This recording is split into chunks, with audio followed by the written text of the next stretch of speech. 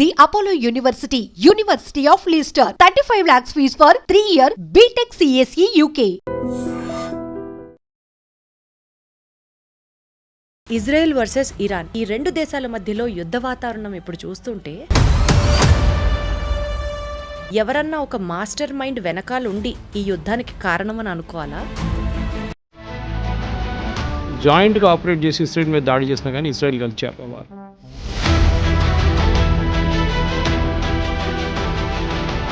Munich ఒలింపిక్స్లో 11 మంది Israeli athletes చంపారు పిఎల్లో. దాని తర్వాత పెద్ద గొడవ జరిగింది. వీళ్ళందరినీ ఎవరో చంపారో వాళ్ళందరినీ పట్టుకొని పిఎల్లో వాళ్ళు ఒక్కరి తర్వాత ఒకరు చంపారు ఇజ్రాయెల్.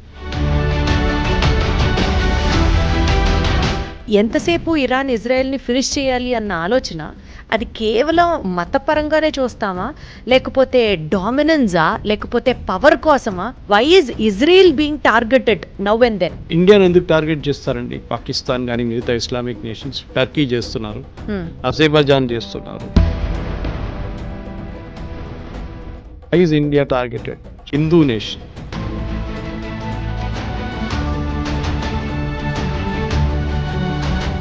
ఇరాన్ దగ్గర వస్తే వీళ్ళకి భయం ఏంటంటే ఇజ్రాయెల్కి వాళ్ళు ఎప్పుడైనా వాడుకుంటారు, ఎక్కడైనా వాడుకుంటారు. హూతీస్కి ఇచ్చేస్తారు, హెజ్బుల్లాకి ఇచ్చేస్తారు, హమాస్కి ఇచ్చేస్తారు. వాళ్ళ ఎగ్జిస్టెన్స్ ఉండదు ఇజ్రాయెల్. ఎందుకంటే ఒకసారి ఒక న్యూక్లియర్ బాంబ్ వేస్తున్నారు, దాని చుట్టుపక్కల ఉన్న 1000 కిలోమీటర్ల దాకా మీరు అసలు ఉండలేరు. నెక్స్ట్ 5000 సంవత్సరాల దాకా ఉండలేరు మీరు అక్కడ. ఇండియా ఇద్దరికి తెలిసిన నేషన్ అవ్వడం వల్ల suppose if India has to take a stand, ఎవరికి సపోర్ట్ చేస్తుంది? ఇండియా ఎవరికి సపోర్ట్ చేస్తే నష్టం? న్యూట్రల్గా ఉన్నా కూడా ఒక రకంగా కత్తి మీద సావలానే ఉంది ఇండియా పరిస్థితి. అసలు what is the future prediction for India? ఎవరికి సపోర్ట్ చేయాలి? చేస్తే ఎవరికి మంచిది? చేయకపోతే ఏం జరగబోతుంది? మనకి ఎప్పుడైనా పాజిటివ్ రిలేషన్షిప్ ఇజ్రాయెల్తోనే ఉంది. దానికోసం మొన్న SCO ఒక బాడీ ఉంది, మన బ్రెజిల్, చైనా వీళ్ళందరూ ఉన్న సోవియట్ యూనియన్ ఉన్న ఒక బ్లాక్ ఉంది ఒకటి. అక్కడ మొన్న ఒక రెజల్యూషన్ పాస్ చేశారు ఇజ్రాయెల్ వ్యతిరేకంగా. భారతదేశం దాని నుంచి బయటకు వచ్చేసింది resolution. We didn't accept it.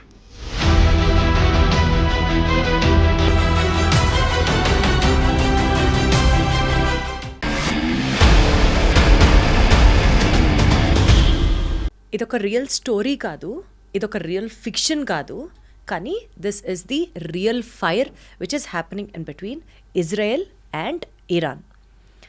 ఏ క్షణాన ఏ మిసైల్ ఎప్పుడు పేలుతుందో తెలీదు. ఇవాల్టి మిత్రులు రేపు ఎవరికి శత్రువులుగా మారుతున్నారో, ఇవాల్టి శత్రువులు రేపు ఎవరికి మిత్రులు అవుతారో కూడా అర్థం కాని సినారియో. ఇవన్నీ పక్కన పెడితే అసలు మతం పేరుతో యుద్ధం జరుగుతోందా, పవర్ పేరుతో యుద్ధం జరుగుతోందా, రివెంజ్ కోసం యుద్ధం జరుగుతోందా, దేని ఆధిపత్యం కోసం యుద్ధం చేస్తున్నారు అన్నది కూడా అర్థం కాని నేపథ్యంలో World War IIIకి తెరలేస్తే పరిస్థితి ఏంటి అని వస్తున్న క్వశ్చన్స్కి భారతదేశం ఇజ్రాయెల్ని సపోర్ట్ చేస్తుందా, లేకపోతే ఇరాన్ని సపోర్ట్ చేస్తుందా? ఎవరికి సపోర్ట్ చేయకపోయినా రిస్క్ ఎక్కువగానే ఉందా? వీటన్నిటికి సంబంధించిన సమగ్రమైన సమాచారాన్ని తెలుసుకునే ప్రయత్నం చేద్దాం. నాతో మాట్లాడడానికి senior journalist, a man of huge wisdom, Suresh Kochattil garu ఉన్నారు. సార్ నమస్తే. నమస్తే. సార్, ఇజ్రాయెల్ వర్సెస్ ఇరాన్, ఈ రెండు దేశాల మధ్యలో యుద్ధ వాతావరణం ఇప్పుడు చూస్తుంటే ఎవరన్నా ఒక మాస్టర్ మైండ్ వెనకాల ఉండి ఈ యుద్ధానికి కారణమని అనుకోవాలా, లేకపోతే సైలెంట్గా ఎవరన్నా పాములు కదుపుతున్నారా అని అనాలా? ఏం చెప్తారు? దీనికి ఒక ఫ్లాష్ బ్యాక్ ఉందమ్మా.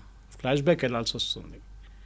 ఇజ్రాయెల్ ఎప్పటి నుంచి ఒక దేశంగా ఫామ్ అయిందో 1948లో అందరికీ స్వాతంత్రం వస్తుంది. ఇజ్రాయెల్ స్టేట్గా ఫామ్ చేసుకున్నారు వాళ్ళు ఇప్పుడున్న మేజర్ పోర్షన్ ఆఫ్ వాళ్ళ ల్యాండ్, ఇజ్రాయెల్ దగ్గర ఉన్న టెల్ అవీవ్ కానీ మిగతా ప్లేసెస్ కానీ హైఫా కానీ, ఇదంతా వాళ్ళు డబ్బులు పెట్టి కొనుక్కున్నారు.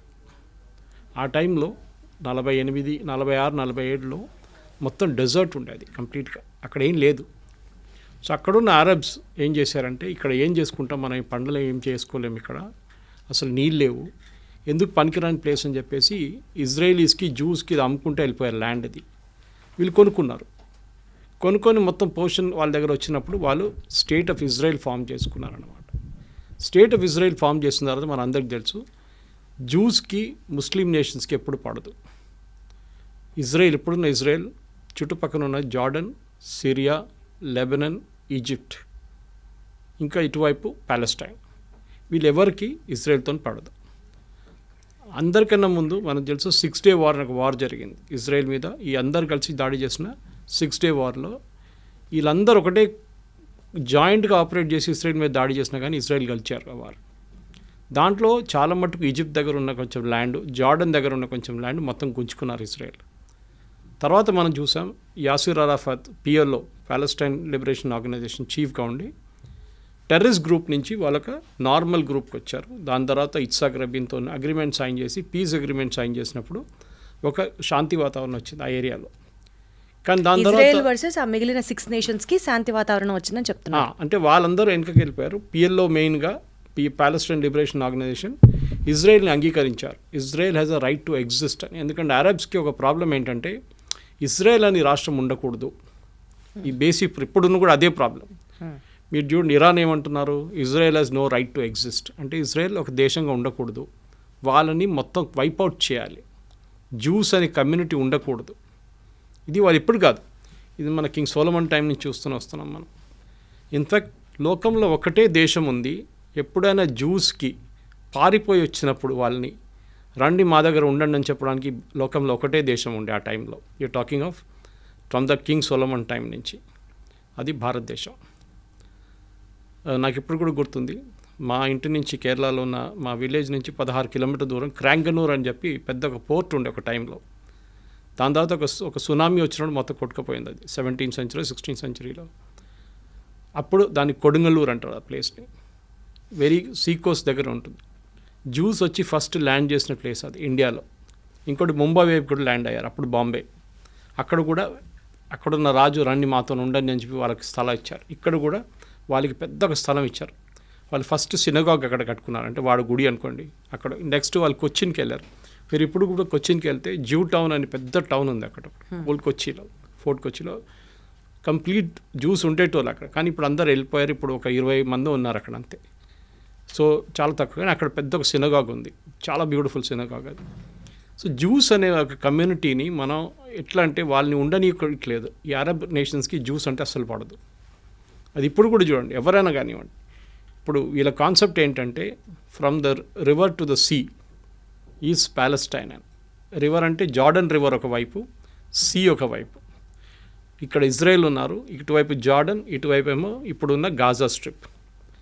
అంటే ఇజ్రాయెల్ ఉండకూడదు నడిమిట్ల, జార్డన్ నుంచి గాజా దాకా, అక్కడి నుంచి సీ దాకా మొత్తం వాళ్ళ దేశమే ఉండాలని చెప్తున్నారు. ఎవరు? ప్యాలెస్టీనియన్స్ వాళ్ళు. ఇది అంగీకరిస్తున్నారు అరబ్ నేషన్స్ అందరూ.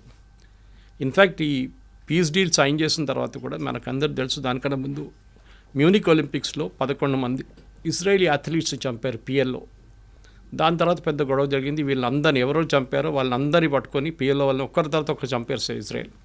అప్పుడు ఇజ్రాయెల్ తెలిసింది ఏంటంటే మాకు సర్వైవ్ చేయాలంటే మాకు ఛాన్స్ లేదు, మాకు ఆప్షన్ లేదు, we have to fight to survive. ఎవరు వారిని సింపథైజ్ చేయరు. సింపథైజ్ చేసే చాలా తక్కువ నేషన్స్ ఉన్నారు. ఇన్ఫ్యాక్ట్ ఇందిరాగాంధీ టైంలో పిఎల్ఓకి సపోర్ట్ చేశారు, మన ఇజ్రాయెల్ సపోర్ట్ చేయలేదు. ఒక టెర్రరిస్ట్ ఆర్గనైజేషన్ సపోర్ట్ చేశాం. ఇప్పుడు కూడా మన హమాస్ని ఒక టెర్రరిస్ట్ ఆర్గనైజేషన్గా డిక్లేర్ చేయలేదు, ఈవెన్ మోదీ గవర్నమెంట్ వచ్చిన తర్వాత కూడా. కానీ దానికన్నా ముందు ఇంకా దారుణ పరిస్థితి ఉండే. పిఎల్ఓ లాంటి టెర్రరిస్ట్ ఆర్గనైజేషన్ని భారతదేశం సపోర్ట్ చేస్తుండే. ఓకే, సరే ఆ హిస్టరీ అయిపోయింది. యాసిర్ అరాఫాత్ని ఇజ్రాయెల్ వాళ్ళు చంపేశారు, అది అందరికి తెలుసు. ఫుడ్ పాయిజనింగ్ చేసి ఆయన అవుట్ చేసేసారు కంప్లీట్గా. దాని తర్వాత వాళ్ళు next in command take over చేసుకున్నారు, కానీ వాళ్ళని అందరినీ హమాస్ తెరిమి కొట్టి బయటకు చేసేస్తారు. Okay, Hamas is a terrorist organization. Hamas main sponsor Iran. ఇప్పుడు మనం హిస్టరీకి వస్తున్నాం, ప్రజెంట్ డే హిస్టరీ, పాత హిస్టరీ నుంచి ప్రజెంట్ డే హిస్టరీకి వస్తున్నాం. అటువైపు లెబనన్ కంట్రీలో క్రిస్టియన్ కంట్రీ ఉండేది. ఒక 10-20 సంవత్సరాల ముందు క్రిస్టియన్ కంట్రీ, అది ఇప్పుడు టోటల్ ఇస్లామిక్ అయిపోయింది. అక్కడ ఉన్న క్రిస్టియన్స్ 16% ఎంత ఉన్నారు, వాళ్ళు కూడా అక్కడి నుంచి పారిపోతున్నారు. ఎవరు లేరు ఇప్పుడు అక్కడ, ఎక్కువ ఉన్నారు 6-10% ఉన్నారు అంతే. అక్కడ హెజ్బుల్లా అని చెప్పి ఇంకొక టెర్రరిస్ట్ ఫోర్స్ని ఇరాన్ సపోర్ట్ చేస్తున్నారు. అంటే ఏం చేస్తారు, వీళ్ళకి డబ్బులు ఇస్తారు, వీళ్ళకి ఆయుధాలు ఇస్తారు, వీళ్ళకి కావాల్సిన టెక్నాలజీ ఇస్తారు, వీళ్ళకి కావాల్సిన మారల్ సపోర్ట్ ఇస్తారు, అన్నీ చెప్పిస్తారు ఇరాన్. సో మనకి హమాస్ అయిపోయింది, ఇటువైపు హెజ్బుల్లా అయిపోయింది. హమాస్ అని టెర్రరిస్ట్ ఆర్గనైజేషన్ అక్కడ ప్యాలెస్టీన్ అథారిటీ అని ఉండే, అంటే నడిపించడానికి, అంటే మన వెస్ట్ బ్యాంక్ కానివ్వండి గాజాని అడ్మినిస్టర్ చేయాల్సింది. అక్కడున్న గవర్నమెంట్ పేరు ప్యాలెస్టీనియన్ అథారిటీ, అది పిఎల్ఓ నుంచి వచ్చింది, యాసిర్ అరాఫాత్ టైం నుంచి వచ్చింది అనమాట. కానీ హమాస్ వాళ్ళని ఉండనియట్లేదు అక్కడ అసలు. మీరు అసలు మీరేం చేయకూడదు ఇక్కడ, మీరు పక్కన జరిగిపోండి అని చెప్పి గాజా నుంచి తరిమి కొట్టేశారు బయటికి. వాళ్ళు ఉన్నది ఇప్పుడు వెస్ట్ బ్యాంక్లో ఉన్నారంతే ఇటువైపు. సో గాజాలో ఉన్న టెర్రరిస్ట్ గ్రూప్. మూడోది హూతీస్. యమన్లో మీకు తెలుసు, యమన్లో పెద్ద ఒక సివిల్ వార్ జరిగిన తర్వాత హాఫ్ యమన్ టెర్రరిస్ట్ గ్రూప్ దగ్గర ఉంది, ఇంకొక హాఫ్ గవర్నమెంట్ దగ్గర ఉంది, వాళ్ళ గవర్నమెంట్. ఈ terrorist group financed again Iran, మొత్తం డబ్బులు ఇచ్చి ఆయుధాలు ఇచ్చి. హూతీస్ అంటారు వాళ్ళు. సో 3 Hలు, హూతీ, హెజ్బుల్లా, హమాస్. వీళ్ళు ముగ్గురు కలిసి ఇజ్రాయెల్ మీద ఎప్పుడు దాడి చేస్తూనే ఉంటారు. సూసైడ్ బాంబ్ అటాక్ ఉండొచ్చు. మనం మర్చిపోకూడదు, చాలామంది అరబ్స్ ఇజ్రాయెల్లో ఉంటారు, పనిచేస్తారు ఇజ్రాయెల్లో, కానీ అప్పుడు కూడా ఇజ్రాయెల్ వాళ్ళని ఉండనిస్తున్నారు, ప్రాబ్లం లేదు. కానీ అప్పుడప్పుడు ఏం చేస్తారంటే ఈ గాజా వైపు నుంచి వచ్చిన వాళ్ళు ఎవరైనా, లేకుంటే ఈ గ్రూప్ నుంచి ఎవరైనా సూసైడ్ బాంబ్ చేస్తారు. బస్ స్టాండ్ దగ్గరనో లేకుంటే సోల్జర్స్ వెళ్తున్న ఇక్కడ చెక్ పోస్ట్ కాడ వెళ్ళి సూసైడ్ బాంబింగ్ చేస్తారు. అది ఇజ్రాయెల్ తర్వాత స్ట్రాటజీ యూజ్ చేసి దాన్ని అడ్డుకున్నారు. ఇదంతా మొదలైంది ఎక్కడంటే October 7th. మనకు అందరికీ తెలుసు, 2 సంవత్సరాల ముందు October 7th ఇజ్రాయెల్ మీద గాజా నుంచి పెద్ద ఒక దాడి జరిగింది. మేజర్ ఇంటెలిజెన్స్ ఫెయిలియర్ అది, దాంట్లో డౌట్ లేదు. 1000 మంది కనుక చనిపోయారు, 1200 మందిని కిడ్నాప్ చేసి తీసుకెళ్లారు, మన అందరికీ తెలుసు అది.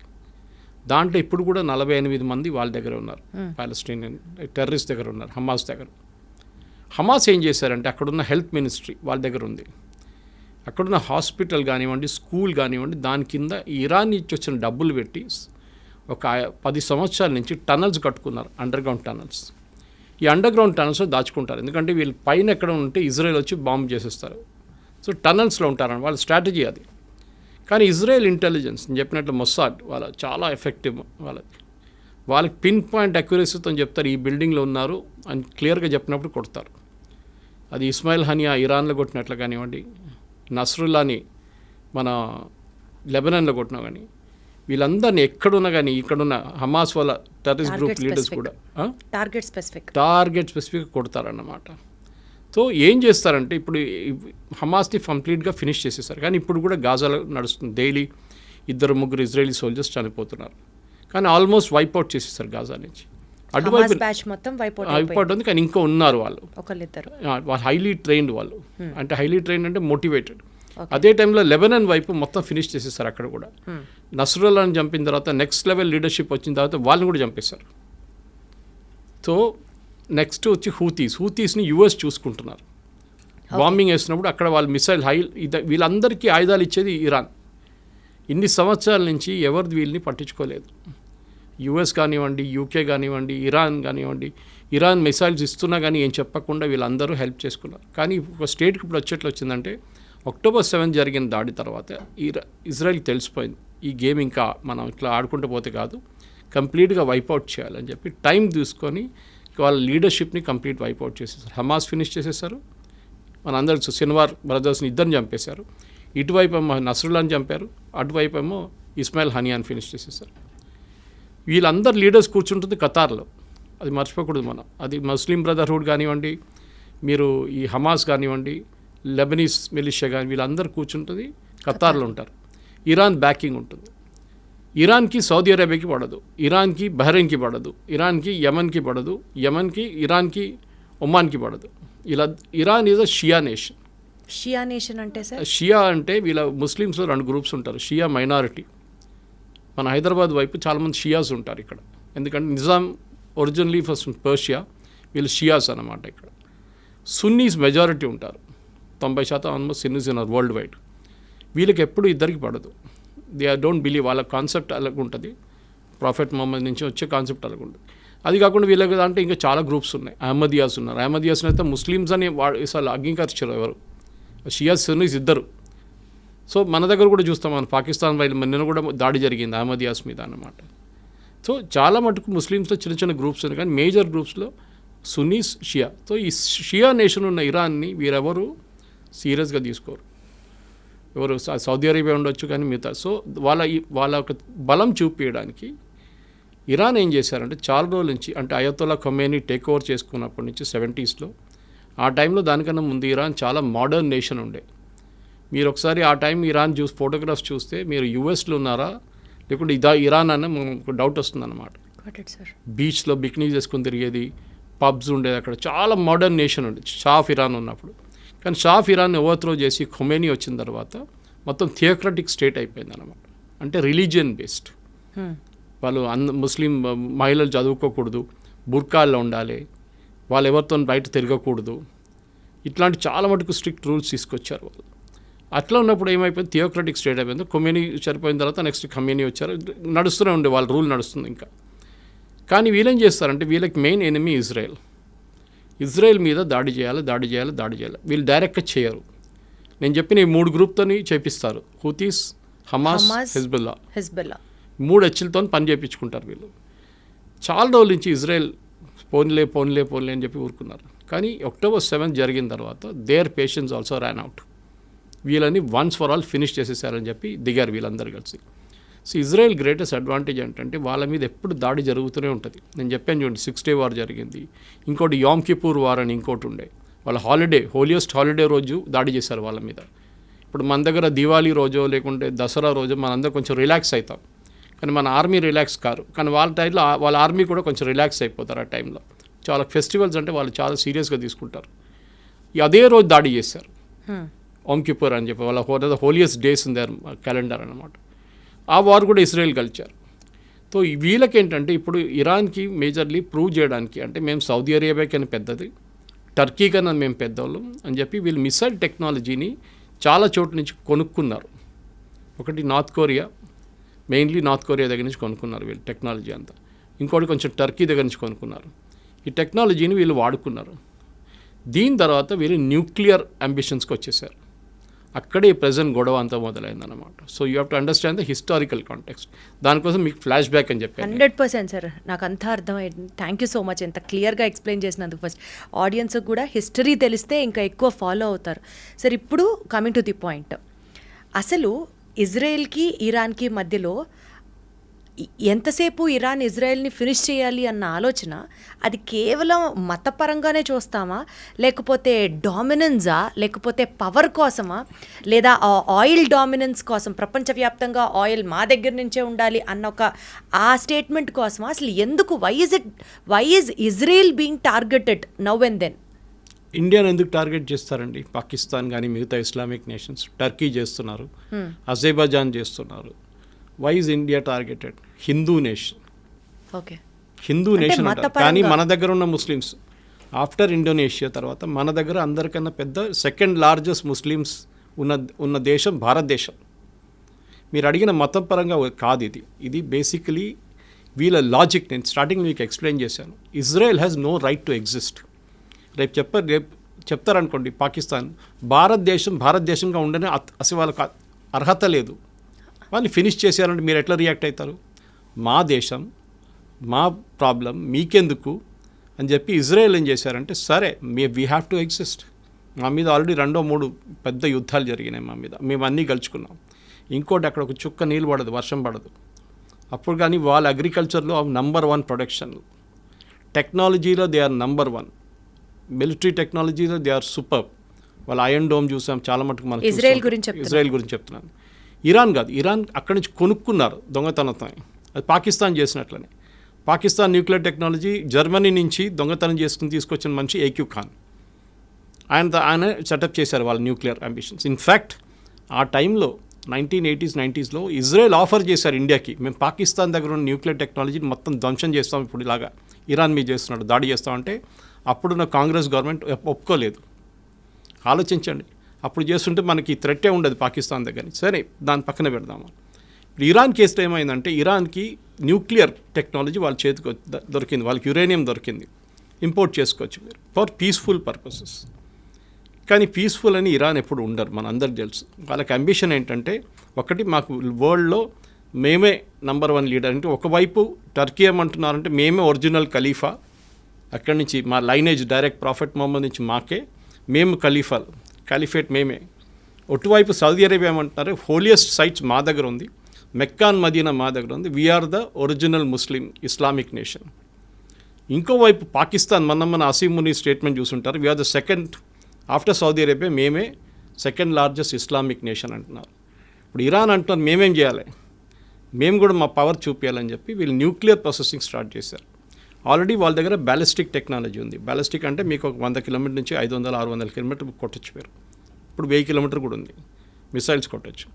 కానీ మిసైల్స్ని మీరు ఒకటి అమ్యునిషన్ పెట్టి పంపించవచ్చు, ఇంకోటి న్యూక్లియర్ వెపన్ పెట్టి పంపించవచ్చు. న్యూక్లియర్ వెపన్ ఎవరు వాడరు, ఉంటుంది, దమ్కి ఇవ్వడానికి ఉంటుంది అంతే, నా దగ్గర ఉంది చూడు అని చెప్పడానికి. పాకిస్తాన్ చేసినట్లు మనం బ్లఫ్, మోదీ గారు అన్న వీ కాల్ దేర్ బ్లఫ్ అన్నారు. ఇరాన్ ఏం చేశారంటే న్యూక్లియర్ ప్రాసెసింగ్ మొదలుపెట్టి వాళ్ళ పవర్ ప్లాంట్ ఉంది, వాళ్ళకి ఒక న్యూక్లియర్ పవర్ ప్లాంట్ అక్కడ వాడుకుంటారు. ఇప్పుడు మన హైదరాబాద్లో చర్లపల్లిలో న్యూక్లియర్ ఫ్యూయల్ కాంప్లెక్స్ ఉంది. మనం బయట నుంచి తెప్పించుకున్న యురేనియం అంతా, అది కాకుండా మన దగ్గర ఉన్న కొంచెం యురేనియం వాడుకొని దాన్ని ప్రాసెస్ చేసి రాడ్స్లో తయారు చేసి మన కల్పాకం కానివ్వండి, మిగతా మన కైగా లాంటి అటామిక్ పవర్ ప్రాజెక్ట్స్కి పంపిస్తాం. ఓకే, అక్కడ వాళ్ళు దాన్ని న్యూక్లియర్ పవర్గా వాడుకుంటారు, న్యూక్లియర్ పవర్ జనరేట్ చేయడానికి వాడుకుంటారు. దానికి ఒక ప్యూరిటీ లెవెల్ ఉంటుంది.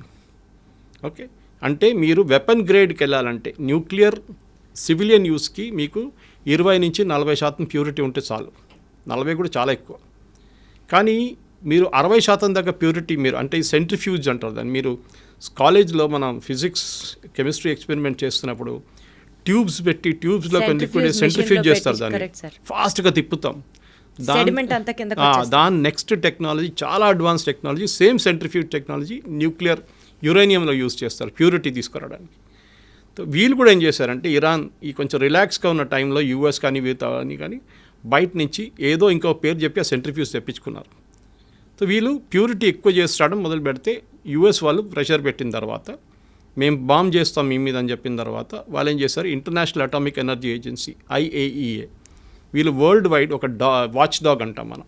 అంటే ఎక్కడెక్కడ న్యూక్లియర్ టెక్నాలజీ ఉందో వీళ్ళు అక్కడ ఇన్స్పెక్షన్ చేస్తారు. It's UN body, independent UN body అన్నమాట. సో IAEA ఏం చేస్తారంటే వాళ్ళు వచ్చి ఇరాన్ మీద మేము మొత్తం నిఘా పెట్టబోతున్నాం. సో వాళ్ళు ఏం చేస్తారంటే ఇన్స్పెక్షన్స్ ఉంటుంది వాళ్ళకి, సర్ప్రైజ్ ఇన్స్పెక్షన్స్. మీరు ఎందుకు వాడుతున్నారు, మీరు ఎక్కడి దాకా వచ్చారు, లేదు చూడండి మేము సివిలియన్కే వాడుకుంటున్నాం, ఆ రికార్డు చూసుకోండి అని చెప్పి అంతా చూపిస్తారు.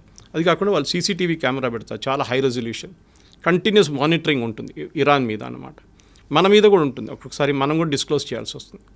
సో అది కాకుండా ఇరాన్ ఏం చేశారంటే ఈ ప్యూరిటీ ఎక్కువ పెంచడం మొదలుపెట్టారు. 50 దాకా వచ్చారు, 50 నుంచి 55కి వచ్చారు. మొన్న 55కి వచ్చినప్పుడు సడన్గా ఇజ్రాయెల్ ప్యానిక్ అయ్యారు. ఎందుకంటే ఒకసారి 60% క్రాస్ చేస్తే వీళ్ళు న్యూక్లియర్ వెపన్స్ తయారు చేయొచ్చు.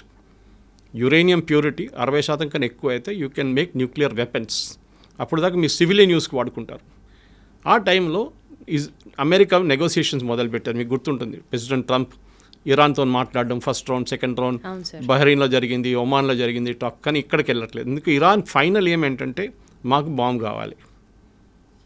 కానీ వాళ్ళు ఏమంటారు, మేము చేయట్లేదు, చూడండి మేము మంచి అబ్బాయిలు, మేము ఏం చేయట్లేదు. కానీ IAEA ఏం చెప్పారంటే వీళ్ళు చీట్ చేస్తున్నారు, వీళ్ళు కెమెరాలు ఆఫ్ చేసేస్తున్నారు, కెమెరా మీద బట్టలు వేసేస్తున్నారు, ఏదేదో పని చేస్తున్నారు, సెంట్రిఫ్యూజ్ తెప్పించుకుంటున్నారు బయట నుంచి, ప్యూరిటీ ఎక్కువ చేస్తున్నారు. లాస్ట్కి వచ్చినప్పుడు ఒక 2 వారాల ముందు ఫైనల్లీ ఇజ్రాయెల్ డిసైడ్ చేసుకున్నారు, ఇంకా ఒక నెల ఆగితే, 2 నెలలు ఆగితే వాళ్ళు వెపన్స్ గ్రేడ్ యురేనియం తయారు చేసుకుంటారు. దాని తర్వాత వాళ్ళని ఆపలేము, పాకిస్తాన్ లాగా అయిపోతారు. మా దగ్గర ఒక 100, పాకిస్తాన్ దగ్గర 80 వెపన్స్ ఉన్నాయి, న్యూక్లియర్ గ్రేడ్ వెపన్స్ రెడీగా ఉన్నాయి వాళ్ళ దగ్గర. మన దగ్గర 150 ఉంది, చైనా దగ్గర 500 ఉంది, US అయితే బియాండ్ థౌజండ్స్లో ఉన్నాయి వాళ్ళ దగ్గర. సో ఇప్పుడు ఏమైందంటే లోకంలో 5-6 నేషన్స్ ఉన్నారు, వెపన్స్ ఉన్న నేషన్స్. ఇరాన్ దగ్గర వస్తే వీళ్ళకి భయం ఏంటంటే ఇజ్రాయెల్కి వాళ్ళు ఎప్పుడైనా వాడుకుంటారు, ఎక్కడైనా వాడుకుంటారు. హుతీస్కి ఇచ్చేస్తారు, హెజ్బుల్లాకి ఇచ్చేస్తారు, హమాస్కి ఇచ్చేస్తారు, వాళ్ళ ఎగ్జిస్టెన్స్ ఉండదు ఇజ్రాయెల్. ఎందుకంటే ఒకసారి ఒక న్యూక్లియర్ బాంబ్ వేసిన తర్వాత దాని చుట్టుపక్కల ఉన్న 1000 కిలోమీటర్ దాకా మీరు అసలు ఉండలేరు. నెక్స్ట్ 5000 సంవత్సరాల దాకా ఉండలేరు మీరు అక్కడ. అది కంప్లీట్ అంత రేడియేషన్ ఉంటుందన్నమాట. మనం చూసాం హిరోషిమా నాగసాకిలో ఏం జరిగిందనేది. సో న్యూక్లియర్ డెటనేషన్ అంటే చాలా సీరియస్ ఇష్యూ. దానికోసం మనం ఇప్పుడు డెటనేషన్ చేస్తున్నప్పుడు, మనం టెస్ట్ చేస్తున్నప్పుడు ఏదో ఒక డెజర్ట్లో వెళ్ళి చేసుకుంటాం మనం టెస్ట్. పోఖ్రాన్లో ఎందుకు టెస్ట్ చేస్తామంటే పోఖ్రాన్ డెజర్ట్ నడిమిట్లో ఉంది, మన థార్ డెజర్ట్ నడిమిట్లో రాజస్థాన్లో. అది కూడా లోపలికి తవ్వి 20 కిలోమీటర్ లోపలికి వెళ్ళి, లేకుంటే 15 కిలోమీటర్ లోపలికి వెళ్ళి అక్కడ మనం వెపన్ పెట్టి టెస్ట్ చేస్తాం దాన్ని. సో రేడియేషన్ పైకి రాకుండా, చిన్న ఎర్త్క్వేక్ లాగా ఉంటుంది, భూకంపంగా వస్తుంది ఆ టైంలో, 3-4 రిక్టర్ స్కేల్ మీద వస్తుంది అనమాట. సో ఈ దాంట్లో ఇజ్రాయెల్ ఏం డిసైడ్ చేశారంటే 2 వారాల ముందు వీళ్ళని ఇట్లా ఇవ్వకూడదు, వీళ్ళు తయారు చేసుకుంటే వీళ్ళది ఫస్ట్ వీళ్ళ న్యూక్లియర్ అసెట్స్ మీద కొట్టాలి. సో వీళ్ళు 3-4 సైట్స్ ఉన్నాయి వీళ్ళ దగ్గర. సో ఈ న్యూక్లియర్ అసెట్స్ సివిలియన్ యూజ్ ఒకటే, మీరు కల్పాకం లాంటి రియాక్టర్ కానివ్వండి, కైగా లాంటి రియాక్టర్ అంతా మనకు కనిపిస్తుంది బయట న్యూక్లియర్ ప్లాంట్ అంటే. కానీ న్యూక్లియర్ వెపన్స్ ఎప్పుడు స్టోర్ చేసేది మౌంటైన్స్ లోపల స్టోర్ చేస్తారు. మన పాకిస్తాన్ చూసాం, కిరాణా హిల్స్లో కొట్టాం మనం, వాళ్ళ మీద కొట్టలేదని మనం అంటున్నాం, కానీ జరిగింది. We didn't hit the weapons directly, కానీ దాన్ని కైరానా హిల్స్ ఫేస్ అంటే మౌంటైన్ లోపల ఎంటర్ అయ్యే గేట్ ఉంది చూడండి, అక్కడ కొట్టాం. ఇప్పుడు దాంట్ లోపల ఎంటర్ చేయలేకపోతున్నారు పాకిస్తాన్. అక్కడ ఏం జరిగిందో వాళ్ళకి తెలియదు. ఇజ్రాయెల్ కూడా అదే స్ట్రాటజీ యూజ్ చేశారు. ఇన్ఫ్యాక్ట్ చాలా మటుకు డిఫెన్స్ ఎక్స్పర్ట్స్ ఏమంటున్నారంటే భారతదేశం చేసిన అదే స్ట్రాటజీ పాకిస్తాన్ వ్యతిరేకంగా ఇజ్రాయెల్ చేశారు. ఒకటి ఫస్ట్ వాళ్ళు ఏం చేశారంటే వాళ్ళ ఎయిర్ డిఫెన్స్ కొట్టి పడేశారు మొత్తం. మనం కూడా అదే చేస్తాం. Exactly sir. Chinese air defence system ఉండే మొత్తం ధ్వంసం చేసిన తర్వాత మనకు ఫ్రీ రైడ్ అయిపోయింది. మనకి వాళ్ళ ఎయిర్క్రాఫ్ట్ టేక్ ఆఫ్ చేయలేకపోయినారు, మన రన్వేని కొట్టాం. సో దేవర్ స్టక్. మన వాళ్ళకి ఫ్రీ టైం దొరికింది, మిసైల్స్ కూడా ఎట్లా కావాలంటే అట్లా కొట్టారు మన వాళ్ళు. కానీ ఇప్పుడు ఏం జరిగింది, ఇజ్రాయెల్ కూడా అదే చేశారు ఇరాన్ మీద. కానీ ఇరాన్ దగ్గర ఒక అడ్వాంటేజ్ అంటే పాకిస్తాన్ దగ్గర కాకుండా వాళ్ళ దగ్గర మిసైల్స్ చాలా ఉన్నాయి. ఓవర్ ద ఇయర్స్ ఈ హమాస్ హూతీస్కే వాళ్ళు ఆల్మోస్ట్ 40,000, వీళ్ళు హెజ్బుల్లాకి ఆల్మోస్ట్ 30 నుంచి 40,000 మిసైల్స్ ఇచ్చారు వాళ్ళు. దాంట్లో చిన్న మిసైల్స్ ఉంటాయి, పెద్దది ఉంటాయి, బ్యాలిస్టిక్ ఉంటాయి, అన్నీ ఉంటుంది. అది కాకుండా ఇరాన్ దగ్గర కూడా 1,200 మిసైల్స్ ఉన్నాయి వేరియస్ కెపాసిటీస్లో. ఒకటి కొన్ని 100 కిలోమీటర్ డిస్టెన్స్ ఉంటే ఒకటి 500 కిలోమీటర్ డిస్టెన్స్ కొడుతుంది అనమాట. కొన్ని అట్మాస్ఫియర్కి వెళ్ళి మళ్ళీ రీఎంటర్ అవుతుంది. దాన్ని ట్రాక్ చేయడం చాలా డిఫికల్ట్. మన దగ్గర బ్రహ్మోస్ ఉంది చూడండి అట్లాంటిది. సో వాళ్ళు ఇంకో పేర్లు ఉన్నాయి దానికని. మనం బ్రహ్మోస్ అని వాడుకుంటాం. మన దగ్గర అగ్ని ఉంది. మిగతా మన దగ్గర చాలా మటుకు రేంజ్ మిసైల్స్ ఉన్నాయి అనమాట. నాగ్ ఉంది అందరు, యాంటీ ట్యాంక్ మిసైల్స్. ఇరాన్ ఏం చేస్తారంటే ఇప్పుడు ఈ జరిగిన దాడిలో ఫస్ట్ వాళ్ళ మీద దాడి జరిగినప్పుడు ఇజ్రాయెల్ ఏం చేశారంటే వాళ్ళ మేజర్ కమాండర్స్, ఆర్మీ చీఫ్ కానివ్వండి, వాళ్ళ ఎయిర్ ఫోర్స్ చీఫ్ కానివ్వండి, వాళ్ళ మేజర్ ఆర్మీ కమాండర్స్ని 10 మందిని చంపేశారు. సూపర్ ఇంటెలిజెన్స్ అంటే వీళ్ళు ఎక్కడ కూర్చుంటారో ఎవరికి తెలియదు, వాళ్ళకే తెలియదు, వాళ్ళ తోడున్న వాళ్ళకి తెలియకుండా ఇస్రాయెల్లో ఉన్న మొసాడ్ వాళ్ళు ఇరాన్లో వచ్చి అక్కడ ఉండి చేపించారు ఇది. ఇప్పుడు మీకు ఇక్కడ వచ్చే ముందు రికార్డింగ్ ఒకటి వింటున్నాను. వీళ్ళ మొబైల్ ఫోన్స్ ట్రాక్ చేశారంట. అప్పుడు వీళ్ళు ఏం చేశారు, మొబైల్ ఫోన్ ఆఫ్ చేసి పెట్టేశారు. మీరు మొబైల్ ఫోన్ ఆఫ్ చేస్తే మిమ్మల్ని ఎవరు ట్రాక్ చేయలేరు టెక్నికల్గా. కానీ అది కూడా ఇజ్రాయెల్ దగ్గర టెక్నాలజీ ఉందంట. మొబైల్ ఆఫ్ చేస్తే పెడితే కూడా టెక్నాలజీ మీ మొబైల్ని ట్రాక్ చేస్తారంట. So Israel is super duper smart టెక్నాలజీలో వాళ్ళని. అది కాకుండా ఇంటెలిజెన్స్లో మొసాడ్ లాంటి ఏజెన్సీని ఈవెన్ అమెరికన్ సిఏ పనికిరాదు. They are super. ఇప్పుడు కాదు, ఫస్ట్ టైం కాదు.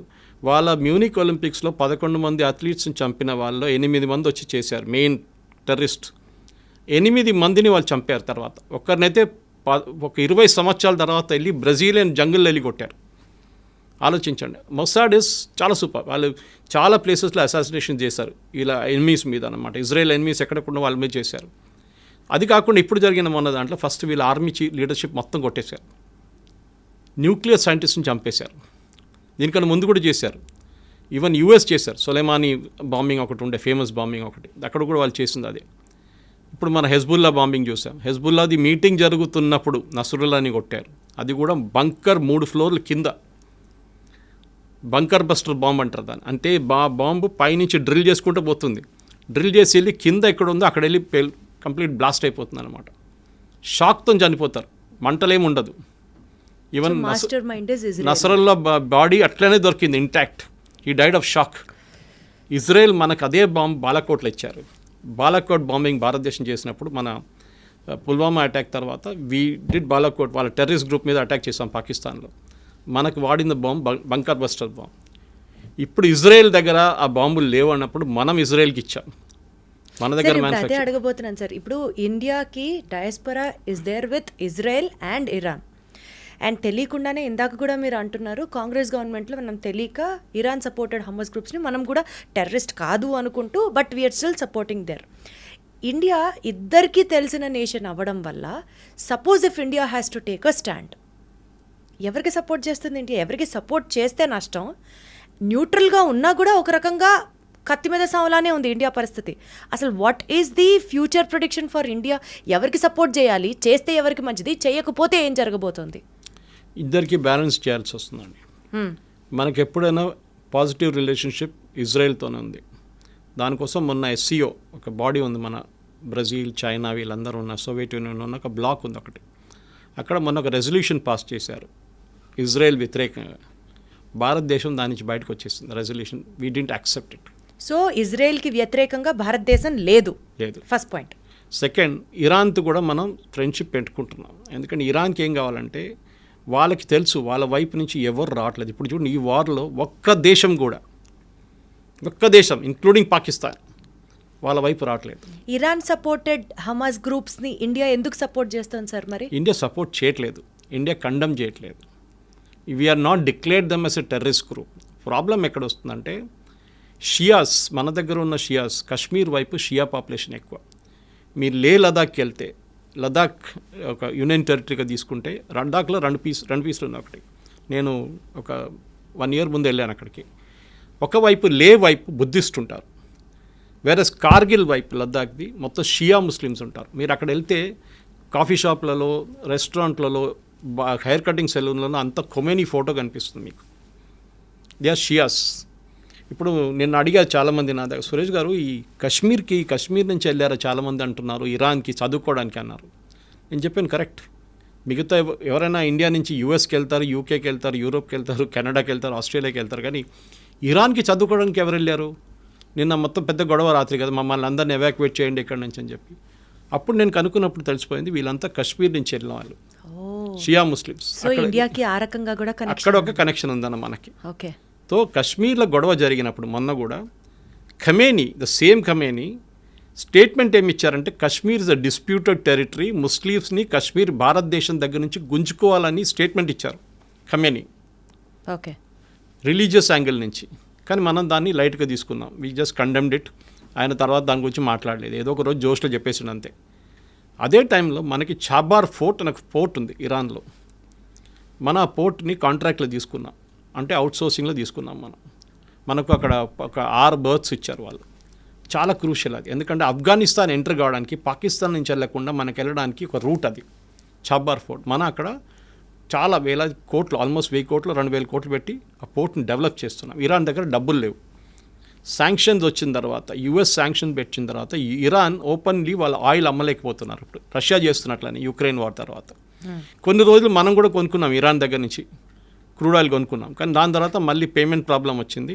యుఎస్ అన్నారు బ్యాంకింగ్ సిస్టమ్ పనిచేయదు, ఇరాన్తో మీరు డీల్ చేసుకుంటే డీల్ చేసుకోండి అని.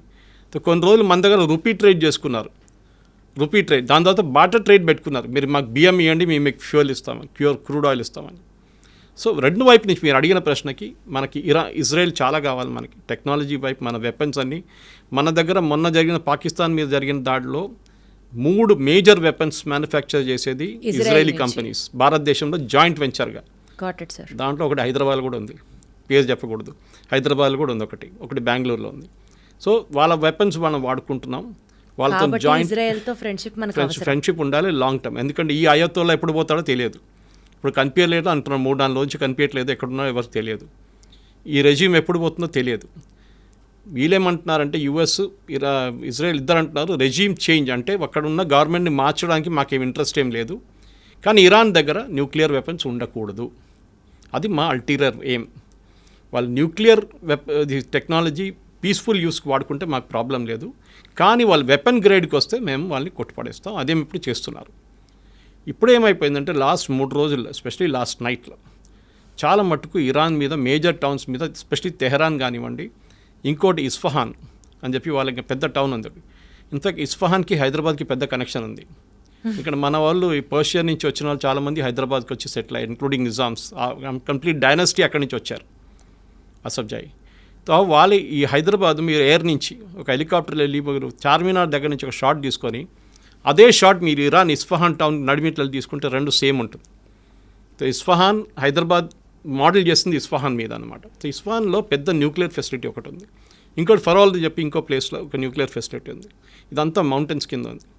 దాన్ని ఇజ్రాయెల్ కొడుతున్నారు రెగ్యులర్గా. ఇప్పుడు అది కాకుండా వీళ్ళ దగ్గర ఉన్న 40,000 అన్నారు, ఫస్ట్ 1,00,000 మిసైల్స్ ఉన్నారు, దాన్ని మళ్ళీ డిగ్రేడ్ చేసి 60 అన్నారు, మళ్ళీ 40 అన్నారు, ఇప్పుడు 20 అంటున్నారు.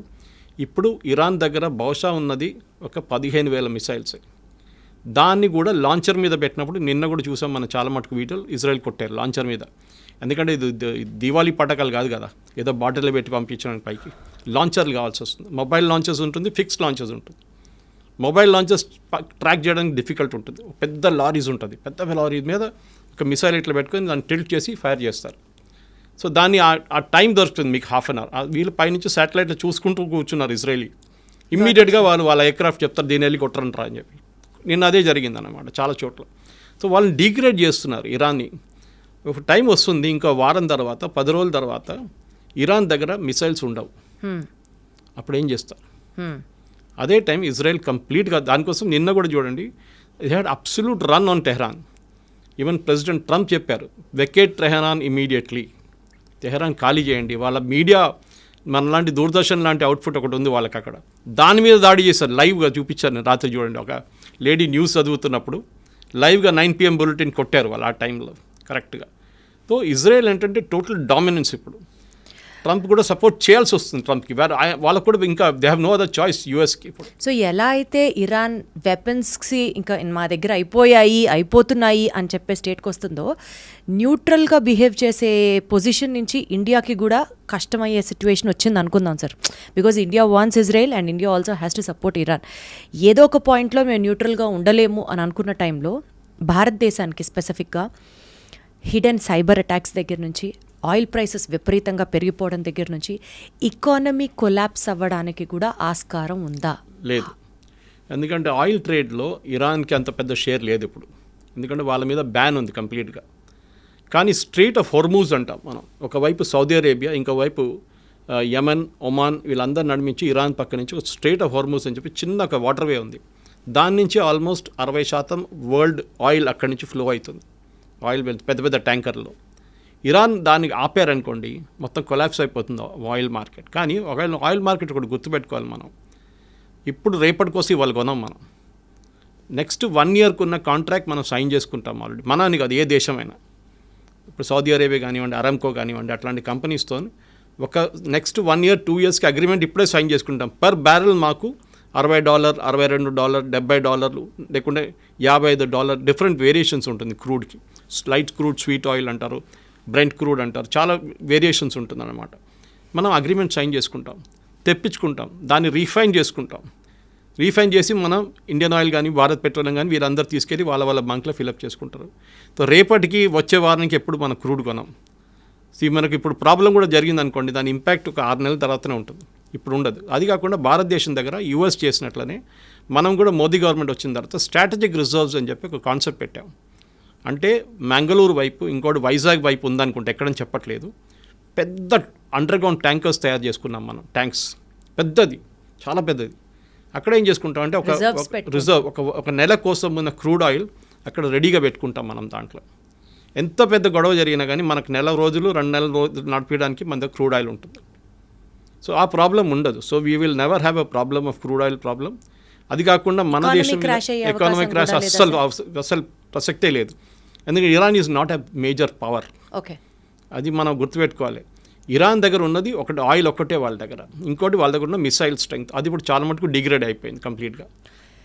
సార్ ఇప్పుడు బేసికల్గా ఇరాన్ దృష్టిలో ఇజ్రాయెల్ అనే ఒక నేషన్ ఎగ్జిస్ట్ అవ్వకూడదు అని ఒక డామినెన్స్ కోసం స్టార్ట్ చేసిన ఫైట్లో యుఎస్, యూకే, చైనా, ఈ 3 నేషన్స్లో సార్ ఏది అడ్వాంటేజ్ తీసుకొని ఆ మంటలో నిప్పులో ఆజ్యం పోయడం అంటారు చూడండి, ఆ ఆజ్యం పోసే దేశం ఏది? అండ్ పీస్ పేరుతో సైలెంట్గా పవర్ని గ్రాప్ చేసే స్కెచ్ ఏ దేశం వేస్తుంది సార్? మీరు యూకే, యుఎస్, ఇజ్రాయెల్ ఒక్కటే కలిసి పనిచేస్తున్నారు. ఎందుకంటే ఇప్పుడు ఇరాన్ నుంచి ఫైర్ చేసిన మిసైల్స్ మొన్న కూడా దాంట్లో 30% మిసైల్స్ని కొట్టిపడేస్తుంది యూకే, యుఎస్ అని కాకుండా ఈవెన్ జార్డన్ ఫైటర్ ఎయిర్క్రాఫ్ట్. మిగతా ఐరన్ డోమ్కి వచ్చేదాకా, ఇజ్రాయెల్ దగ్గర వచ్చేదాకా 70% మిగిలింది. దాంట్లో కూడా వాళ్ళు ఆల్మోస్ట్ 90% కొట్టిపడేశారు, 10% మిస్ అయిపోతుంది. ఇప్పుడు మనం కూడా మన పాకిస్తాన్ జరిగినప్పుడు మీరు చూస్తుంటారు, ఆకాశంలో కొడుతున్న షాట్స్ ఉన్నాయి చూడండి, అదే జరుగుతుంది.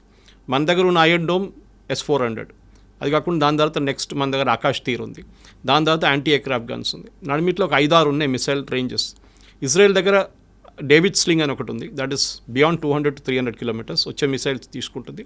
దగ్గరకు వచ్చిన 100 kilometers మిస్టి ఇది మన వాళ్ళ ఐరన్ డోమ్ చూసుకుంటుంది అనమాట. అది కాకుండా పేట్రియట్ అని చెప్పి ఇంకో ఎక్స్టెండెడ్ రేంజ్ 500 kilometers ఇంకోటి ఉంది వాళ్ళది, అది అమెరికన్ టెక్నాలజీ. అది ఇది 3 వాడుకోవడం. అది కాకుండా అమెరికా థాడ్ అని చెప్పి వాళ్ళకి ఒక సిస్టమ్ ఉంది, THAD, అది మన S-400 లాగా అనమాట. దాన్ని కూడా అమెరికా ఒక సెట్ తీసుకొచ్చి ఇజ్రాయెల్లో పెట్టారంట, చెప్పట్లేదు దాని గురించి, మాట్లాడలేదు. అంటే US is silently supporting Israel, has to and is doing it also. Trump చాలా క్లియర్గా చెప్పారు నిన్న కూడా, we are not fighting this war, but at the same time we are not backing out Israel, we are supporting Israel. ఎందుకంటే Israel అనే ఒక community, ఈ Jewish community, US అని కాదు, లోకంలో ఎక్కడైనా they are the most powerful community. Finance వాళ్ళ చేతిలో ఉంటుంది, మీడియా వాళ్ళ చేతిలో ఉంటుంది. యుఎస్లో కూడా అంతే. ఏ యుఎస్ పొలిటీషియన్ కూడా జ్యూస్ని ఇగ్నోర్ చేయరు. ఓకే, ఆ పరిస్థితి ఇప్పుడు మన భారతదేశంలో డయాస్పోరా ఉన్నారు చూడండి, మనం ప్రొఫెషనల్స్, మన డాక్టర్స్ కానీ ఇంజనీర్స్ కానీ ఉంటాం, వాళ్ళది కాదు, వాళ్ళు మీడియా కంట్రోల్ చేస్తారు. ట్రంప్ ఎక్కువ రిలీజ్ చేస్తే ట్రంప్ని దింపేస్తారు, బైడెన్ దింపినట్లు. ఆ పవర్ ఇజ్రాయెల్కి ఉంది. ఇజ్రాయెల్ అని కాదు, జ్యూస్కి ఉంది. వాళ్ళు ఏ దేశంకైనా వెళ్ళండి, మీరు జ్యూస్ ఉంటారు అక్కడ. మన ఎప్పుడు జోకింగ్లు చెప్తారు, ఎక్కడ పోయినా మలయాళీలు కనిపిస్తారు, కేరళ నుంచి ఉన్న వాళ్ళు ఈవెన్ మూన్లో కనిపిస్తారు, అదేలాగా ఇజ్రాయేలీలు కూడా కనిపిస్తారు, జ్యూస్ కనిపిస్తారు. కరెక్ట్ అది. And what about UK and China sir? China ఇప్పుడు ఏం చెప్పారండి, UK is part of this deal anyway. Okay, దాంట్లో డౌట్ లేదు. యూకే ఇస్ విత్ ఇజ్రాయెల్ అనమాట. వాళ్ళు చిన్న చిన్నగా చేసుకుంటారు. చైనా ఎవరికి సపోర్ట్ చేస్తుందో చైనా ఎవరు చేయట్లేదు ఇప్పటికి. చైనా ఓన్లీ రెజల్యూషన్ పాస్ చేస్తుంది, మేము కండెమ్ చేస్తున్నాం, మేము అది చేస్తున్నాం, ఇది చేస్తున్నాం. ఎందుకంటే చైనాకి భయం ఏంటంటే, మేము దీంట్లో గిట్ట దడితే యుఎస్ వచ్చి అక్కడ వాళ్ళ తైవాన్ దగ్గర వచ్చి కూర్చుంటారు, యుఎస్ సౌత్ చైనా సీలో మమ్మల్ని మా షిప్ని పోనీయరు, మేము దీంట్లో గొడవ మాకు పెట్టక్కర్లేదు. వాళ్ళు ఓడిపోతున్న పార్టీతో మేమేం పెట్టుకోము ఇరాన్లో, వాళ్ళు ఓడిపోతారు, రేపు పారిపోతారు, ఇక ఆయన రష్యాకి వెళ్ళిపోతారు, ఎక్కడికి వెళ్తారో తెలియదు ఖమేని, కానీ వెళ్ళిపోతారు, గాయబైపోతారు ఒక కాన్ఫిడెన్స్. అంటే ఎవరికి ఇరాన్ మీద నమ్మకం లేదు ప్రస్తుతం.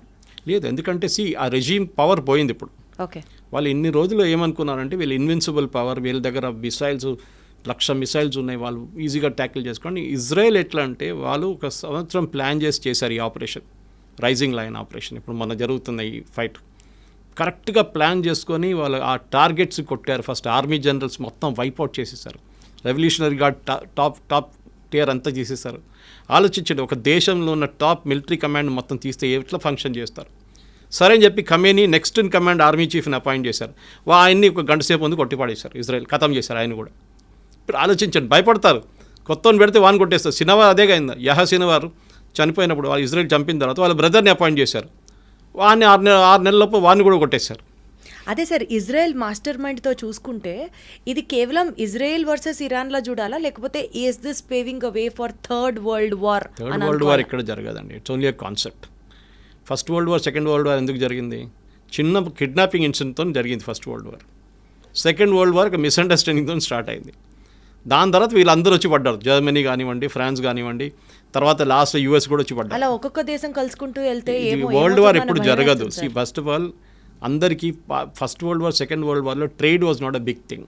ఇప్పుడు trade is very big thing. అందరికి భయం ఏంటంటే ఇప్పుడు ఏదైనా యుద్ధం వస్తే మా ట్రేడ్ పెద్ద దెబ్బతింటుందని. ఇప్పుడు చూడండి, యుక్రెయిన్ రష్యా 3 సంవత్సరాల నుంచి కొట్టుకుంటున్నారు. ఎవరైనా కలుస్తున్నారండి? ఎవరు కలవట్లేదు.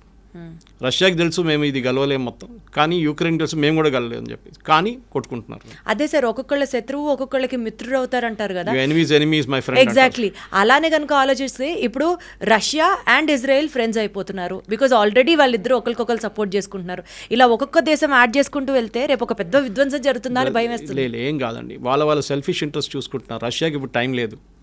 రష్యాకి వాళ్ళ దగ్గర ఉన్న యుక్రెయిన్తో ప్రాబ్లం నడుస్తుంది. వాళ్ళు ఎవరిని సపోర్ట్ చేయడానికో ఎవరిని డిఫెండ్ చేయడానికి వెళ్ళరు. వాళ్ళ ఇంట్లోనే మంట పట్టుకుంది, వాళ్ళు చూసుకుంటున్నారు దాన్ని. ఇంకొక ఇంట్లో ఏం చూసుకుంటామని వాళ్ళు. So they will not do anything. China నేను చెప్పినట్లు బికాజ్ వాళ్ళ ఇంటర్నల్ ప్రాబ్లమ్స్, అమెరికాతో ఉన్న ట్రేడ్ ప్రాబ్లమ్స్ కానీ వాళ్ళు కూడా దీంట్లో వచ్చి పడరు ఇప్పటికీ present situation. They cannot help Iran also. మీరు మిసైల్స్ ఇచ్చినా కానీ వాళ్ళు ఇరాన్ వాడుకోలేరు ఇప్పుడు దాన్ని. ఆ టెక్నాలజీ డిఫరెంట్ ఉంటుంది. పాకిస్తాన్కి మొన్న ఇచ్చినట్టు వాళ్ళ టెక్నాలజీ లాగా అయిపోతుంది. వాడుకోవడానికి పాకిస్తాన్కి తెలియదు ఎట్లా వాడుకోవాలని, వాళ్ళు వాడుకోలేకపోయారు. వాళ్ళ డిఫెన్స్ సిస్టమ్స్ కానీ ఏదైనా చైనా దగ్గర తీసుకున్న ఎయిర్క్రాఫ్ట్ కానీ ఏదైనా కానివ్వండి. So Iran as a nation is finished. కానీ రెజీమ్ చేంజ్ జరుగుతుందా, లేకుంటే కొత్త లీడర్షిప్ టేక్ ఓవర్ చేస్తారా? ఆ కొత్త లీడర్షిప్ పాత లీడర్షిప్ కన్నా ఇంకా ఏం చెప్తారు, రిలీజియస్లీ ఇంకా కొంచెం అరగెంట్ అయిపోతారా, ఇంకా కొంచెం ఏం చెప్తారు స్ట్రాంగ్ అయిపోతారని భయం ఒకటి ఉంది. ఇప్పుడున్న లీడర్షిప్ కొంచెం మోడరేట్ అనిపిస్తారు మీకు అప్పుడు అని చెప్పేసి దాన్ని చూస్తూ ఉండాలి మనం. ఎందుకంటే షా ఆఫ్ ఇరాన్ కానీ వాళ్ళ కొడుకు, ఇప్పుడు షా ఆఫ్ ఇరాన్ లేరు కానీ వాళ్ళ కొడుకు వాళ్ళ ఫ్యామిలీ రిటర్న్ రావచ్చు అంటే అది రాలేరు. ఇరాన్లో డెమోక్రసీ వస్తుందంటే అది కూడా డౌట్. మీరు గుర్తుపెట్టుకోండి, ఇరాక్లో వెళ్ళారు యుఎస్, ఏం చేశారు, మొత్తం ధ్వంసం చేసి సద్దాం హుసేన్ బయట పంపించింది, అక్కడ మెస్ అయిపోయింది. ఇప్పుడు కొంచెం స్టేబుల్గా ఉంది. లిబియాకి వెళ్ళారు, ఏం చేశారు, ఇదే పని చేశారు. సిరియాకి వెళ్ళారు, ఏం చేశారు, ఇదే పని చేశారు. ఆఫ్ఘనిస్తాన్కి వెళ్ళారు, అక్కడ కూడా మొత్తం ధ్వంసం చేశారు యుఎస్. సో యుఎస్ ఎక్కడ వెళ్ళినా కానీ అక్కడ ధ్వంసం చేసి వాళ్ళ ఎప్పుడైనా గుర్తుపెట్టుకోండి, US never fought a war on its soil. వాళ్ళ సాయిల్ మీద ఇవాళ దాకా ఒక ఫైట్ జరగలేదు. 2 సార్లు జరిగింది. ఒకటి పర్ల్ హార్బర్, జాపనీస్ పైలట్స్ వచ్చి వాళ్ళ మీద అటాక్ చేశారు, కామికాజే అటాక్ చేశారు. సెకండ్ 9/11 జరిగినప్పుడు. రెండిని యుద్ధం అని చెప్పలేము, కానీ సెకండ్ వరల్డ్ వార్ ఎండింగ్ వచ్చింది దాని తర్వాతనే. ఫస్ట్ పర్ల్ హార్బర్ జరిగిన తర్వాత న్యూక్లియర్ బాంబ్ తీసుకెళ్ళి వేశారు, మా మీద దాడి చేశారు కదా, మేము చేసి చూపిస్తామని చేసి. దానికోసం అమెరికా ఇప్పుడు కూడా ఇరాన్ అదే వార్న్ చేస్తున్నారు. మా బేసెస్ ఉంది. ఖతార్లో వీళ్ళ చాలా పెద్ద బేస్ ఉంది యూఎస్ది. సౌదీ అరేబియాలో పెద్ద బేస్ ఉంది. మీరు you name it and the bases there. యూఎస్కి 15 బేసెస్ ఉన్నాయి వెస్ట్ ఏషియాలో. పెద్ద వాళ్ళ 20 ఎయిర్క్రాఫ్ట్లు మొత్తం అమెరికన్ సిటీ లాగా ఉంది వాళ్ళ దగ్గర. దాని మీద దాడి చేస్తే మేము మిమ్మల్ని ఫినిష్ చేసేస్తాము, మీరా హూతీలా ఎవరైనా కానివ్వండి. అదొక భయం ఇరాన్కి ఉంది. ఎలాగో అమెరికా డైరెక్ట్గా సపోర్ట్ ఇజ్రాయెల్కే చేస్తుంది. సో ఇరాన్తో పెట్టుకోదు. ఒకవేళ పెట్టుకోదలుచుకున్నా Iran will be finished with the help of Israel automatically.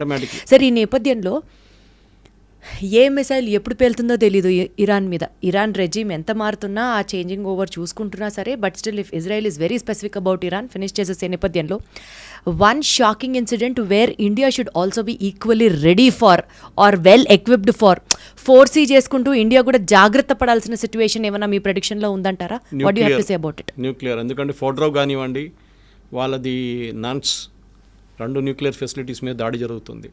Already కొంచెం లీకేజ్ ఉందని చెప్తున్నారు నాన్స్ ఫెసిలిటీ నుంచి. అది చాలా డేంజరస్, ఎందుకంటే న్యూక్లియర్ లీక్ ఒకసారి మొదలైతే దానికి ఎండ్ ఉండదు. 500 కిలోమీటర్ ఎక్స్టెండ్ చేసుకోవచ్చు, 1000 కిలోమీటర్ దాకా వెళ్ళచ్చు. దానికోసం పాకిస్తాన్ మీద మనం ఎప్పుడు డైరెక్ట్ వాళ్ళ న్యూక్లియర్ అసెట్స్ మీద దాడి చేయం, ఇండైరెక్ట్గా చేస్తాం మనం. ఎందుకంటే అది ఒకసేపు గాలి కొట్టి రాజస్థాన్ వైపు వస్తే మొత్తం రాజస్థాన్ ఫినిష్ అయిపోతుంది రేపు. సో న్యూక్లియర్ అనేది చిన్నపిల్లల ఆట కాదు, and we should be very very careful. Handle చేస్తున్న నేషన్ మనకు థ్రెట్ లేదు, కానీ న్యూక్లియర్ ఎక్స్ప్లోషన్ జరిగిందనుకోండి, దాని చుట్టుపక్కల 500 కిలోమీటర్ దాకా దాని ఇంపాక్ట్ ఉంటుంది. దానికోసం ఇజ్రాయెల్ ఇప్పుడు కూడా వాళ్ళ అసెట్స్ మీద దాడి చేయట్లేదు. వాళ్ళ ఎంట్రన్స్ మనం కొట్లనే ఎంట్రన్స్లో కొడుతున్నారు ఎందుకంటే అన్ని మౌంటైన్స్ లోపల ఉంటుంది. సో దాని లోపలికి పంపించి మిసైల్ కొడుతున్నారు. ఏమైనా కంటామినేషన్ ఉంటే కంటామినేషన్ ఆ మౌంటైన్ లోపల ఉండిపోతుంది. దాని తర్వాత కాంక్రీట్ వేసి సీల్ చేయొచ్చు. చెర్నోబిల్ మీకు అందరికి గుర్తుంటుంది, మనందరికీ. చెర్నోబిల్ న్యూక్లియర్ ప్లాంట్ బ్లాస్ట్ అయినప్పుడు ఇప్పుడు కూడా నెక్స్ట్ 2000 సంవత్సరాలు కూడా దాని పక్కన ఎవరు ఉండలేరు 500 కిలోమీటర్ దాకా. దాని న్యూక్లియర్ ఇంపాక్ట్ ఇప్పుడు కూడా జనరేషన్స్కి ఫీల్ అవుతుంది. క్యాన్సర్ లాంటి పెద్ద పెద్ద రోగాలు, పిల్లలు అసలు పుట్టినప్పుడు కాళ్ళు ఉండవు, చేతులు ఉండవు, ఇట్లాంటి చాలా ప్రాబ్లమ్స్ ఉంటుంది. సో న్యూక్లియర్ అనేది చిన్నపిల్ల బ్యాలిస్టిక్ మిసైల్ లాగా కాదు. న్యూక్లియర్ టెక్నాలజీ అనేది డిఫరెంట్ బాల్ ఇంపాక్ట్ ఉంటుంది. దానికోసం ఎవరైనా కానివ్వండి, దానికోసం ఇజ్రాయెల్ కూడా తెలుసు ఎక్కడ దాకా కొట్టాలో వాళ్ళు కొడుతున్నారు. దాని తర్వాత అమెరికా చూసుకుంటారు మిగతా అని చెప్పేసి. సో అమెరికా ఏం చేస్తారంటే ఇప్పుడు బహుశా ఏం జరగబోతుందంటే, ఆల్రెడీ ట్రంప్ G7 నుంచి రిటర్న్ వచ్చేసారు, జల్దీ 1 డే ముందే వచ్చేసారు. ఏం చేయబోతున్నారంటే they will hold nuclear assets, transfer చేసుకుంటారు. ఇప్పుడు పాకిస్తాన్ దగ్గర కూడా అదే చేశారు. పాకిస్తాన్ న్యూక్లియర్ అసెట్స్ మీద అమెరికా పట్టుంది. ఎందుకంటే అది తాలిబాన్ దగ్గర దొరికింది అనుకోండి, ఫినిష్డ్. తాలిబాన్ రేపు తీసుకొచ్చి యూఎస్ మీద వేస్తారు. వాళ్ళకి అది భయం ఉంది ఒకటి. ఎవరు టెర్రరిస్ట్ చేతిలో పడకూడదు, అది మెయిన్ స్ట్రాటజీ. అది ఇజ్రాయెల్ ఉండనివ్వండి, యూఎస్ ఉండనివ్వండి, యూకే ఉండనివ్వండి, మనం కూడా అంతే. న్యూక్లియర్ కమాండ్ అనేది ఒక డెమోక్రటిక్ గవర్నమెంట్లో డిఫరెంట్ ఉంటుంది. ప్రైమ్ మినిస్టర్ దగ్గర న్యూక్లియర్ బటన్ ఉంటుంది లాంచ్ చేయాలంటే, కానీ ప్రైమ్ మినిస్టర్ మోదీ సపరేట్ ఆ బటన్ ప్రెస్ చేయలేరు. ఒక చైన్ ఆఫ్ కమాండ్ ఉంటుంది. చాలామంది అప్రూవ్ చేసి లాస్ట్లో బాంబింగ్ కోసం అప్రూవల్ వస్తుంది అనమాట. అండ్ మనకు already no first use policy ఉంది. సో మనం ఇప్పుడు వాడం, కానీ మన దగ్గర 180 దాకా రెడీమేడ్ మిసైల్స్ ఉన్నాయి. దాన్ని అసెంబుల్ చేయడం, పంపించడం. న్యూక్లియర్ మిసైల్స్ ఎప్పుడు అసెంబుల్ చేసి పెట్టరు, కానీ ఫిట్ చేయాల్సి వస్తుంది అనమాట. వార్ హెడ్, అది మిసైల్ ఉంటుంది, దాని మోటార్ ఉంటుంది, దాని మిగతా పార్ట్స్ ఉంటుంది, లాస్ట్ వార్ హెడ్ ఉంటుంది. దానిలో నార్మల్ బాంబ్ పెట్టచ్చు, న్యూక్లియర్ బాంబ్ పెట్టచ్చు, కానీ న్యూక్లియర్ బాంబ్ ఎవరు వాడరు. I keep repeating this. So ఒక థ్రెట్గా వాడుకుంటారు, కానీ ఎప్పుడు న్యూక్లియర్ వాడరు ఎవరు, ఏ రెస్పాన్సిబుల్ నేషన్ అయినా కానీ. సో ఈ విషయంలో భారతదేశం జాగ్రత్తగా ఉండాలి, పాయింట్ నెంబర్ 1. అండ్ దీనికంటే మోస్ట్ ఇంపార్టెంట్లీ పీస్ ఎస్టాబ్లిష్ అవ్వడం ఇంకా బెటర్ సార్. అట్లీస్ట్ మనకి చాబార్ ఫోర్ట్ ఎక్కడ పోకూడదండి. వీ నీడ్ చాబార్ ఫోర్ట్, చాలా ఇంపార్టెంట్. ఎందుకంటే మనకి సోవియట్ యూనియన్ ఆ రీజన్లో ఆఫ్ఘనిస్తాన్ కన్నా కొంచెం పైన మనకి ఇప్పుడున్న రిలేషన్షిప్ అజర్బైజాన్తో వీళ్ళు కొట్లాడబెట్టుకున్నాం. మన అర్మేనియాని సపోర్ట్ చేస్తున్నాం మనం. Armenia is technically Christian country, Azerbaijan is totally Islamic. దానికోసం పాకిస్తాన్ సపోర్ట్ చేస్తున్నారు. టర్కీ, అజర్బైజాన్, పాకిస్తాన్ వీళ్ళు ముగ్గురు ఒక ట్రయోకా అయిపోయారు పార్ట్నర్షిప్లో. సో అదే టైంలో అజర్బైజాన్ మీద దాడి జరిగి యుద్ధాలు జరిగింది అక్కడ కూడా. నగోర్నా కారాబాక్ అని చెప్పి పెద్ద ఒక ఏరియా ఉంది, దాని మీద పెద్ద గొడవ నడుస్తుంది, మన కాశ్మీర్ లాగానే. సో దానికి సపోర్టింగ్ మనం చేస్తున్నప్పుడు, and as per our reports, ఇప్పుడు మీడియాలో కూడా వచ్చింది, నేను సీక్రెట్గా ఏం చెప్పట్లేదు, we are got air base in Armenia, మన దగ్గర ఉందంట ఒక బేస్ అక్కడ. సో మనకి చాబార్ ఫోర్ట్ ఇరాన్ నుంచి, ఎందుకంటే గల్ఫ్ నుంచి వచ్చే షిప్స్ని మనం ఈవెన్ ఇండియా వైపు నుంచి వచ్చే షిప్స్ని మనకు అది చాలా డైరెక్ట్ important. అర్మీనియా పంపించడానికో లేకుంటే ఆఫ్ఘనిస్తాన్ పంపించడానికి మనకు ఒక రూట్ ఉంటుంది. ఇరాన్లో మనకు ఒక ఫేవరబుల్ రెజీమ్ ఉంటే గవర్నమెంట్ రేపు వస్తే మనకు మంచిది, మళ్ళీ ఇంకో పాకిస్తాన్ లాగా తయారు కాకూడదు. కానీ అది చూసుకుంటారు, ఇజ్రాయెల్ కానీ యూఎస్ కానీ చూసుకుంటారు, వాళ్ళకి పప్పెట్ రెజీమ్ని పెట్టుకుంటారు అక్కడ. ఇప్పుడు బంగ్లాదేశ్లో ఎట్లా చేశారు అట్లనే వాళ్ళ కోసం కావాలని మనిషిని అక్కడ పెట్టుకుంటారు వాళ్ళు, అంతే. చూద్దాం సార్ ఈ ప్రొసీడింగ్స్ ఎక్కడి దాకా వెళ్తాయో. కానీ అసలు ఇదంతా it all started with Israel exist అవ్వడానికి వీల్లేదు అని చెప్పడానికి ఇరాన్ ఎవరు సార్? అది ఇరాన్ అని కాదు, all the Islamic nations. All the Islamic nations అసలు వాళ్ళు ఎవరు సార్ ఇంకొక నేషన్ ఎగ్జిస్ట్ అవ్వకూడదని చెప్పడం? It all started there. ఆ మైండ్ సెట్ నుంచి బయటకు వస్తే మేబీ ఈ రెండు నేషన్స్ మధ్యలో పీస్ ఎస్టాబ్లిష్ అయ్యి ప్రపంచం అంతా హ్యాపీగా సాఫీగా సాగుతుందని ఎక్స్పెక్ట్ చేద్దాం. Thank you so much Suresh గారు, వండర్ఫుల్ టాకింగ్. Thank you. నిజంగా ప్రస్తుతం ఉన్నటువంటి సమాజం దేనికి ప్రయారిటీ ఇస్తుంది? ఆర్థిక సంబంధాల చుట్టూ మాత్రమే తిరుగుతోంది. మళ్ళీ ఎన్నికలంగానే చాలా విరక్తి కలుగుతాను. మంచి అనిపిస్తుంది కదా, లేడీస్ కూడా ఛాలెంజింగ్ జాబ్స్ చేసినప్పుడు చాలా బాగుంటది. ట్రాఫిక్ అసిస్టెంట్స్ గా నియమించిన ట్రాన్స్జెండర్స్ అందరితో సాల్యూట్ చేయించుకుంటున్నారు. ఫుడ్ డెలివరీ ఇవ్వటానికి వెళ్ళినటువంటి డెలివరీ బాయ్ అనిల్ పై కళ్ళ ముందు